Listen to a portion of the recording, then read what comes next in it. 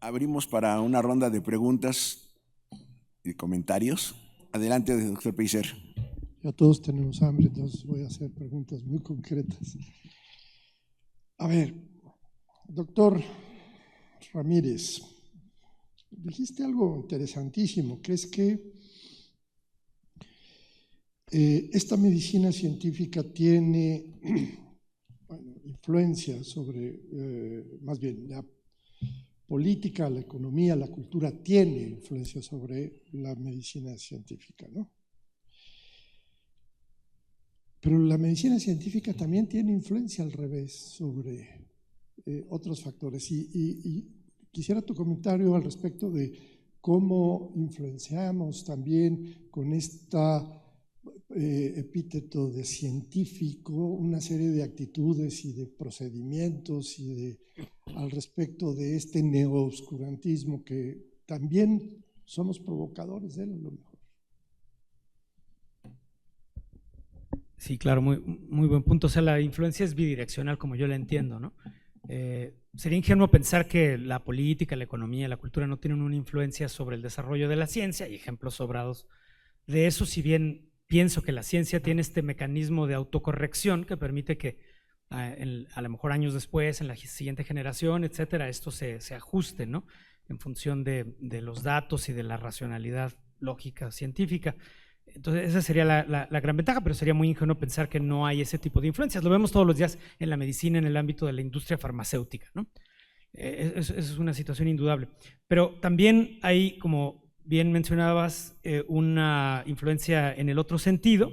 Pienso que digamos, la ciencia es utilizada, por una parte puede ser utilizada como una retórica dentro de la política, o sea, como una parte de ese ejercicio retórico, un poco como lo que se comentaba hace un rato con respecto a los derechos humanos, ¿no? Todos los gobiernos dicen que están protegiendo los derechos humanos y sin embargo pueden estar haciendo cosas muy diferentes unos de los otros, ¿no?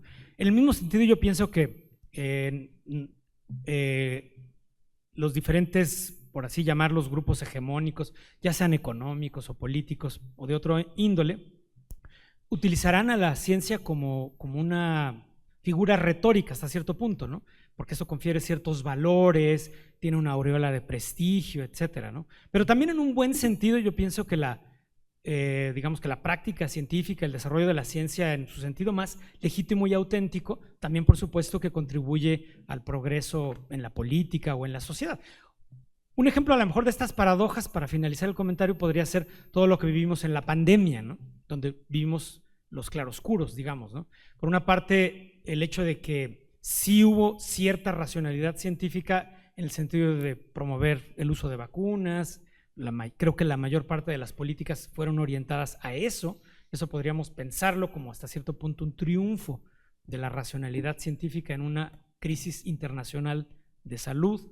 Pero por otra parte, ahora por ejemplo en el ámbito de Estados Unidos, ¿no? Estamos viendo todo una especie de reacción a lo anterior, en donde se cuestiona desde el poder, ¿no? La validez de cierto tipo de vacunas y demás, en base a lo mejor a ciertas preferencias ideológicas o incluso estéticas de algunos de los políticos en cuestión, ¿no? Entonces ahí estaríamos viendo esos claroscuros. Yo imagino que hay una tensión permanente, ¿no? Entre el poder y el conocimiento, y que la influencia es bidireccional, y esto pues lo único que en mi opinión significa es que necesitamos mantener abiertos los mecanismos de un diálogo, esa racionalidad comunicativa, dialógica, y que en mi opinión sí necesitamos de alguna forma un elemento para buscar un acuerdo, ¿no? Yo, por mí, ahí vuelvo al tema de la objetividad científica. Sí, claro. De hecho, Enrique usó una palabrita que también me llevo extraordinaria, que es delegacionismo científico. O sea, le estamos delegando a la ciencia una serie le andamos endilgando verdad a la ciencia, no con tanto. Doctor Jorge Linares, híjole, posverdad y principio de realidad. ¿Cómo ves esa relación? El principio de realidad, el problema es que a lo mejor tú y yo lo entendemos, pero tiene un contexto que tiene que ver con inclusive nuestro aparato perceptual, o sea, la realidad, esto que está aquí afuera de mí, pues está filtrado por los, digamos, la gama de espectro que yo puedo ver, la gama de olores que yo puedo percibir, etcétera, etcétera, etcétera. Entonces, a partir de eso, tu comentario. Me imagino que en la época de Freud, que como no había redes sociales ni internet ni nada, era muy claro el principio de realidad, o bueno, ponemos para Freud.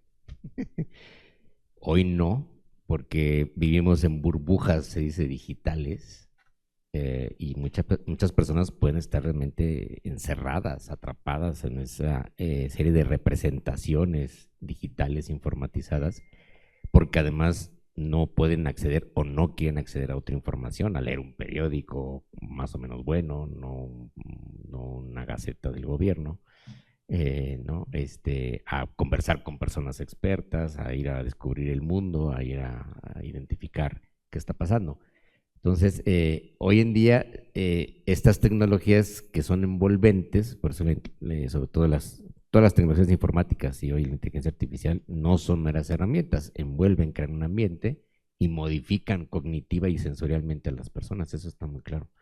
Pero hay una manipulación allí con ciertos intereses que no siempre sale bien, pero que ha hecho que las personas estemos en general cada vez más alejadas, eso es muy absurdo, pero es así, de los hechos más básicos, y que podamos irnos por una reacción emocional que conviene, se adecua a nuestras intenciones, ¿no?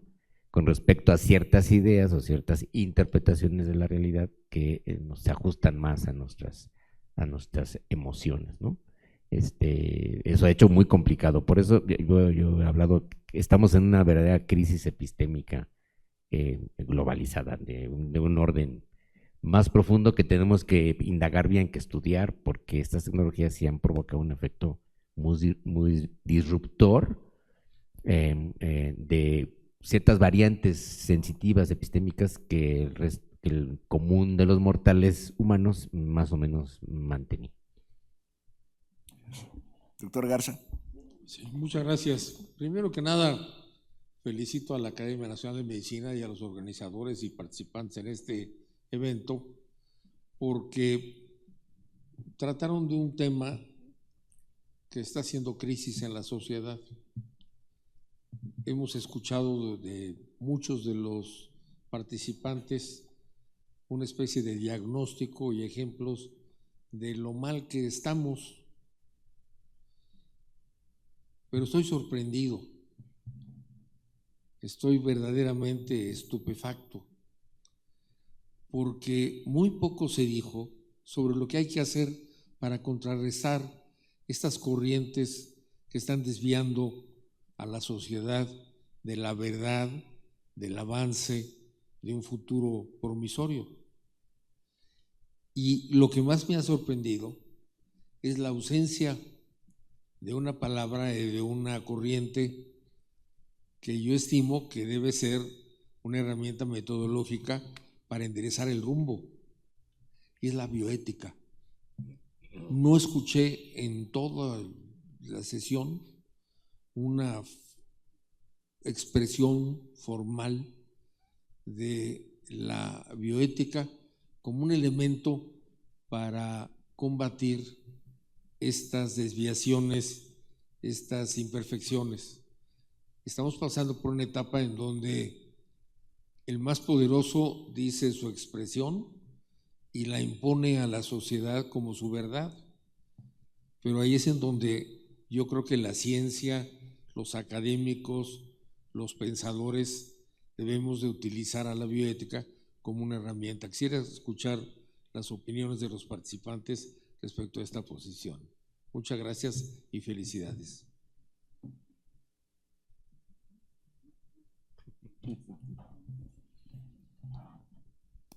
Bueno, es que como nos dieron muy poco tiempo, no da oportunidad. Es el siguiente simposio, vamos a ver las soluciones. No, por supuesto, el contexto de la bioética pues, siempre ha sido un intento de de criticar el problema general de la deshumanización de la medicina y de la investigación científica en general y de sus consecuencias.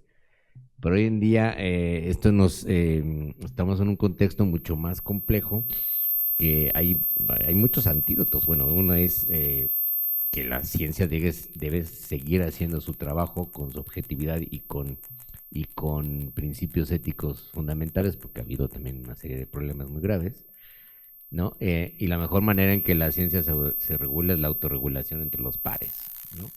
Que es la manera en que no puede venir de fuera una regulación ni estatal, ni mucho menos meramente ideológica o social, sino tiene que ser una regulación de la propia comunidad, ¿no? De mantener los principios y las prácticas adecuadas para la investigación y para comunicar también los resultados de la investigación, que a veces falla mucho ahí el asunto, ¿no?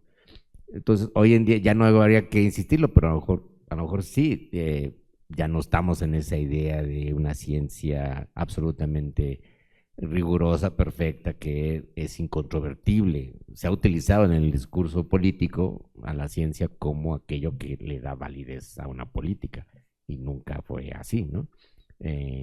Sino que la ciencia practica un verdadero escepticismo metódico, ¿no? Y es la forma en que sí podemos cuestionar aquellas verdades consabidas, y eso ha sido tradicionalmente. Y la otra es la que yo señalaba, el auténtico periodismo, que está desapareciendo en el mundo, porque hoy en día cualquier persona se cree periodista porque trae un teléfono en la mano y documenta, pero la documentación es la base a partir de la cual se hace investigación periodística. Había un filósofo que a mí me gusta mucho, que es Gunther Anders. Él decía que él hacía periodismo filosófico, o que había que hacer filosofía al modo en que se hacía periodismo, o sea, una investigación y un reporte de los hechos que están aconteciendo para indagar las causas y las consecuencias de esos fenómenos, ¿no?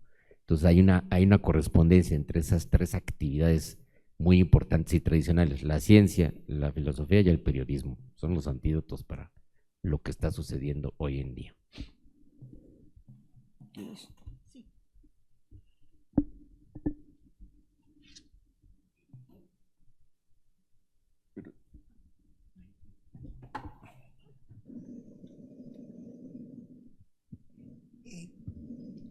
Bueno, yo creo que esta mesa sí arroja conclusiones importantes, que quizás no en lo totalmente concreto, pero sí nos invita a la reflexión de lo que está pasando. Yo tengo la idea de que nosotros como seres humanos nos enamoramos de las cosas que son como modernas y que son actuales, y olvidamos que gente vino atrás de nosotros investigando y haciendo una ciencia que es completamente diferente a la ciencia que se está haciendo en el siglo XX y siglo XXI. El problema básicamente que creo que que habría que pensar son los sistemas de evaluación del trabajo científico de los médicos, específicamente Sistema Nacional de Investigadores, PRIDE y todos estos tortibonos que han corrompido la ciencia. Hay un ejemplo, no lo recuerdo el nombre exacto, creo que es el doctor Semenza, que publicó hace algunos años sobre las proteínas en la enfermedad de Alzheimer. Resulta que era un estudio que derivó en una protección para ver las neurofibrillas, y resulta que esto era una farsa. Es una farsa completa. Entonces, eso es lo que nos tendríamos que sentarnos y muy tranquilamente pensar, bueno, ¿cómo se puede dar una investigación sana? Encontré una página haciendo una búsqueda hace algunas semanas que se llama Retracciones en el Premios Nobel, y resulta que pues te espantas de cuántas retracciones hay en la ciencia por esa necesidad de tener que estar publicando, inventando y que factor de impacto y que 20. Eso ha pervertido. Los grandes investigadores en la historia publicaron 2, 3 libros y trascendieron, y ahora lo que es más es cantidad y no calidad. Y completando un poquito la idea que pone el doctor en la mesa, el doctor Linares, el algoritmo es una cosa tremenda, tremenda. Cuando las generaciones se están informando a través de la computadora, lo único que están recibiendo son sus preferencias, no hay una posibilidad de crítica. Y eso no lo entiendes hasta que no te metes a la computadora, buscas una palabra y te empiezan a llegar 400, porque ese es el chiste del algoritmo. Entonces, estamos jugando con la tecnología que nos diga lo que nosotros queremos escuchar de diferentes formas, pero finalmente es lo que queremos saber. Y el rescate, creo que como médicos tenemos que hacer un alto también en el rescate de la clínica y en el rescate de lo que es la relación médico-paciente. Yo, después de esto, me quedé súper desencantada de ver lo que se ha convertido la psiquiatría en el ejercicio actual, que literal el paciente llega y le dan su escalita o palomean los diagnósticos y no hay esta relación y le tiran muy fuerte a toda la cuestión psicodinámica y a toda la cuestión de relación médico-paciente, y todo es ciencia y todo está puesto en las moléculas. Entonces, creo que es un momento bueno para reflexionar que la tecnología nos puede llevar a la destrucción. Muchas gracias. Aquí comentando al respecto de esto, y antes de darle la palabra a la doctora Liceda, que le estaba pidiendo por otra pregunta, me recuerda esto que viene de un principio de oscurantismo de los años 80, cuando Reagan le quitó a todas las universidades en las áreas de humanidades y a la investigación científica los presupuestos. Y un compañero de él en bachillerato, el doctor de Sola Price, fue el que inventó y le dijo: te voy a traer algo objetivo para que no puedas decir que no das dinero. Y le dio la primera cuestión de puntos, que es lo que lleva ahora las tortibonos y esas cosas que estamos viviendo, la parte negativa. En su momento fue positivo, una lucha contra el oscurantismo de Reagan, y ahora en la realidad se convierte en un arma de oscurantismo terrible para nosotros. Ahora, importantísimo, lo que señalaba el doctor Garza y señalaban todos los compañeros, rescate de valores. Yo no hablaría ahorita ni siquiera mucho de ética, de principios ni nada, sino pensando en valores y a partir de ahí la construcción de una ética, bioética actual y prospectiva. Doctora Liceda, por favor. Y todo es datos, ¿eh? Datos, datos, datos, datos. Y entre más datos, más información, más datos, datos, datos. Eso es lo de hoy. ¿Y qué son los datos? Sí, exacto. Muchísimas gracias. Bueno, primero agradecer a todos los ponentes de la mesa y a los anteriores y hacer el comentario que, aunque yo dije en mi presentación que no veía muy claro cómo quedaba mi tema con la temática propia del seminario, ahora me queda clarísimo que podemos decir que la promesa de la inteligencia artificial es parte del oscurantismo posmoderno. Pero muy en particular en esta mesa y aún más en particular sobre lo que nos expuso la doctora María Blanca Ramos, casi ya contestó mi pregunta, pero cuando estamos en el ámbito de la salud mental, a mí me parece desde el punto de vista metodológico interesantísimo porque se cuestiona el mero término de enfermedad, ¿no? Enfermedad versus trastorno, en fin, creo que es un ámbito muy interesante. Y usted mostró muy bien, bueno, cómo también hay una parte histórica, inclusive de lo que es un diagnóstico. Lo que yo le quería preguntar, y aunque ya dije que aparte lo contestó, es que muy en particular en aplicaciones de inteligencia artificial yo he visto mucho y no está regulado, digamos, personificaciones del programa ELISA original, que fue el que originalmente se inventa en los años 50 del siglo pasado, que era la simulación de un psiquiatra.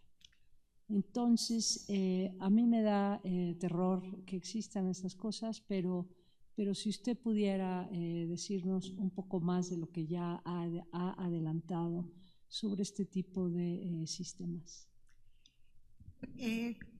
Hacer un comentario con respecto a la inteligencia artificial. No es todo negativo. Yo creo que hay cosas que son súper positivas. Por ejemplo, el llenar de una base de datos de imágenes de cáncer de mama, que eso es lo que se ha popularizado mucho. Que se mete la información y la máquina tiene la capacidad de tener una mayor precisión diagnóstica para la detección del cáncer de mama en comparación con los expertos en el mundo. Eso es fascinante, o sea, fascinante. El problema es la situación del reduccionismo en las enfermedades mentales, en el aspecto que se refiere a que todo, o sea, primero ya ahorita se pelean cuando decimos enfermedad mental, no son enfermos, son trastornos. Entonces ya empezamos con un problema, porque dicen, no son espectros, no son trastornos, no son enfermedades. Entonces, yo lo que quise poner en la mesa es, bueno, tenemos un diagnóstico que es muy antiguo, que todo el mundo lo puede diagnosticar, pero que va cambiando de acuerdo a la época que se está viviendo. Y ahorita estamos en lo micro, o sea, estamos enamoradísimos de la genética, enamoradísimos de las neuroimágenes, y estamos dejando a un lado lo que significa el tener una buena relación médico-paciente y lo que significa la contención y lo que significa, alguna vez José Luis dijo una cosa maravillosa que se me quedó súper grabada, esto es un comentario de él, que dijo, las computadoras no sienten. El día que la computadora sienta esta emoción que puedes tener cuando estás frente a un paciente, y lo que el fenómeno sería la transferencia y la contratransferencia, ese día estaríamos fritos, ¿no? La computadora no siente, y el ser humano todavía tenemos esa facultad de poder sentir. El problema es que ahora todo es neuroquímica, y entonces los chicos en la actualidad dicen, es que me siento mal porque se me está muriendo mi papá. Pero es la neuroquímica que me está diciendo que yo tengo una depresión, y entonces dame algo para que yo no sienta que mi papá está falleciendo. Entonces, puede sonar ridículo, pero es lo que está pasando dentro de la consulta clínica. Y es pavoroso tener ese reduccionismo, que es el verdadero, la negación, el verdadero oscurantismo científico que tenemos en la actualidad, de la negación de todo lo que vino atrás para poder cimentar una teoría científica, a reduccionismo de contacto de serotonina y dopamina y tal. O sea, es terrible, es terrible. No sé si con eso le contesto. Gracias. Y como le decía, datos, significancia estadística, sin ver que hay otras variables que no se pueden medir. Sí. Gracias. Doctor Paulo. Gracias, con el permiso de la mesa, pues los felicito. Me hizo pensar mucho en un concepto de uno de los grandes libros de Popper que casi nadie lee: sociedades abiertas, sociedades cerradas. Y él lo que está haciendo es una crítica histórica. Cuando una sociedad, y son conjuntos de sociedad, deja de pensar, deja de preguntarse, tenemos problemas. Los nazis tenían muy buenos científicos, déjenme les digo, pero no reflexionaban. Dejaban de pensar, y ahí es donde viene este momento. ¿En qué momento nos estamos encontrando? Porque si opinas, y digo en diferentes momentos, te pueden quemar, te pueden callar, silenciar. El oscurantismo está expresándose por varios planos. Segundo, fenómeno social. Doctor Jesús, es que el problema, no creo que muchos políticos, sobre todo norteamericanos, estén leyendo posmodernismo. Simplemente es un ejercicio de poder. ¿Me explico? Tengo intereses, y esto lo quiero decir porque la filosofía, que hay detrás una epistemología, la filosofía hermenéutica, pues te preguntas cosas, pero no, ahí nos están preguntando ya cosas. Incluso uno de los problemas de la sociedad cerrada es que afirmas, no te preguntas. Y ese es otro de los puntos que me ha llevado a pensar, en qué momento, cuando estamos haciendo preguntas o solo estamos afirmando. ¿Por qué les comento esto? Uno de los grandes problemas, vamos a ponerle en sociedades como los antivacunas. Es diversidad de antivacunas, no hay uno solo.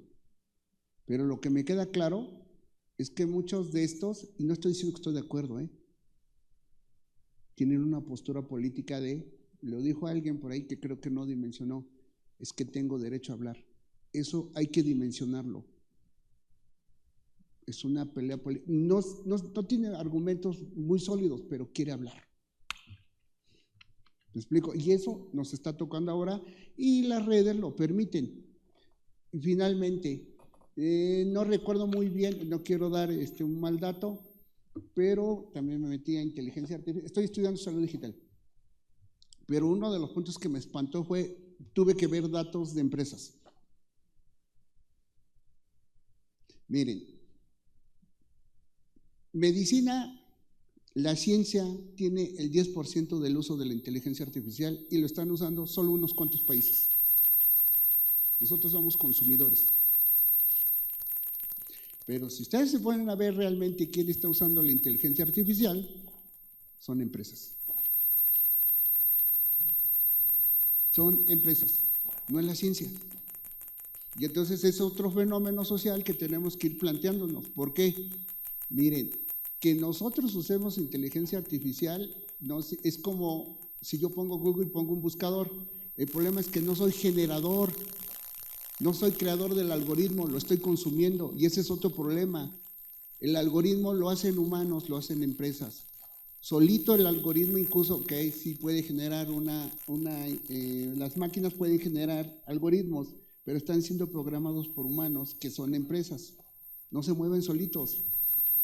Y aquí el meollo es el asunto, también empieza a ver parte del oscurantismo, es que somos consumidores, no creadores de conocimiento.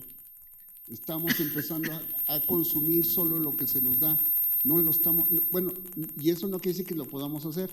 Recién en Facultad de Medicina una gran investigadora, ¿sí?, presentó una nanotecnología de altos vuelos, el Instituto Nacional de Neurología, impresionante, ella es creadora. ¿Cuántos estamos a ese nivel? Nada más cierro, porque eso me he metido en problemas. ¿Te acuerdas, doctor Carlos, perdón? En el IMSS, que me decían, no, es que vas en contra de la tecnología. No, no es que vaya en contra de la tecnología, es que me estoy haciendo preguntas en el siglo XXI. No es que esté en contra de que lo usen, me estoy haciendo preguntas como antropólogo. ¿Me explico? También tenemos que hacernos esas preguntas. Son básicas en el siglo XXI. Cierro con esto porque tuve un debate con alguien en salud digital, que si yo me oponía, le dije, no, pero te lo voy a decir de esta manera. ¿Quieres usar inteligencia artificial? Doctora, necesitamos 5G. Vean sus celulares, ¿cuántos de ustedes tienen 5G? Ni la UNAM lo tiene.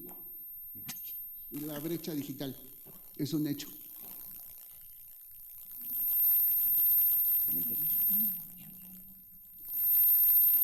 Bueno, tomamos en cuenta esto, no hay comentarios aquí en la mesa de momentos. Creo que estamos de acuerdo en esencia en lo que has comentado. Y ahora sí que, en obvio de las expresiones de hambre que veo en los que estamos aquí presentes, voy a pasar directo a las conclusiones que, muy obvias y muy pocas. Las que yo planteaba de origen las dejé puestas en la última diapositiva en mi presentación, que ya no expliqué, sino que iban en este sentido. ¿Y qué podríamos decir? Que consideramos que era fundamental hacer expresión y hacer una mesa como esta, planteando que estamos viviendo una época en la que el oscurantismo, no el posmodernismo, sino el oscurantismo posmoderno, está prevaleciendo. Que era importante levantar la voz, poner en la mesa y abrir un diálogo y abrir un área de reflexión para ver, no hacer un diagnóstico de oscurantismo, que creo que fue lo que hicimos todos hoy, como entrada, sino abrirlo para hacia dónde deseamos ir y plantear a partir de opiniones el rescate de la voz, que aquí se ha planteado como un elemento central de represión oscurantista, en términos de que no hay duda que estamos todos en contra de todos los fundamentalismos, o sea, somos fundamentalistas antifundamentalismo, que estamos en contra de represiones, de imperialismos no humanitarios, no humanistas. Me gusta más humanista que humanitario porque da otra dimensión, y que estaríamos obligados, si estamos pensando y encontrando esto, a plantear situaciones específicas, hacer críticas específicas y ahora sí que ser terriblemente susceptibles a ese virus horrible que se llama el virus de pensar, que es el virus que pone en más problemas a todos los humanos, ¿verdad? Pensar es lo más peligroso que existe, pero es lo que define nuestra humanidad. Y por otro lado, pensar en que, algo que dijo José Luis Díaz, muy importante, duda, expresar dudas, y a partir de esto, construir. Segunda situación importante, el diálogo, establecer situaciones dialógicas con los que estén de acuerdo con nosotros, que ahí no hay mucho problema porque eso más que diálogo va a ser una conversación amistosa, pero también diálogo abierto a los que disienten o con los que disentimos, es de las dos partes. Y fundamental, no quedarnos parados. Pienso que esto puede ser un primer simposio de este tipo. Pensemos en cuáles son los que siguen. Si los orientamos directamente, como planteaba Juan Garza, hacia aspectos estrictamente bioéticos o aspectos más prácticos, aspectos de tipo dimensiones sociales y aspectos sociales de salud, determinantes sociales, como decía el doctor Urbina, y lo que todos hemos puesto en la mesa en cantidad de temas en los que vamos. Pero importantísimo, cobrar voz, pensar, hacer un compromiso ético de responsabilidad, y ya que se nos ocurrió hablar de esto, pues somos los primeros responsables de seguir adelante. Entonces, pues quiero agradecer muchísimo a todos los participantes y pues ya estamos en este tren al que se irán sumando otras personas que no participaron en este simposio, seguramente porque no los invitamos porque hubieran participado, pero hagamos otros más y sigamos adelante. Ahora, ya el doctor Carrillo, antes de irse, me confirmó que contamos por parte de la Academia de Medicina los fondos y la situación para publicar un librito en relación con lo que hemos hecho hoy. En los próximos días les mandaremos las especificaciones de tamaño y de condiciones. Y yo pensaría que esto lo podríamos tener listo, pensando en cómo se manejan los presupuestos, determinantes sociales, pero no siempre muy amables, de la salud, en este caso de la salud intelectual. Esto saldría a principios de año, que nos diéramos a diciembre para tener los textos y pues proceder adelante, ¿no? En este sumaremos, también ya lo comentamos, algunas de las personas que no participamos hoy en el simposio, pero que harían aportaciones importantes para este texto. Entonces, pues queda el compromiso y la invitación abierta. Muchas gracias a todos.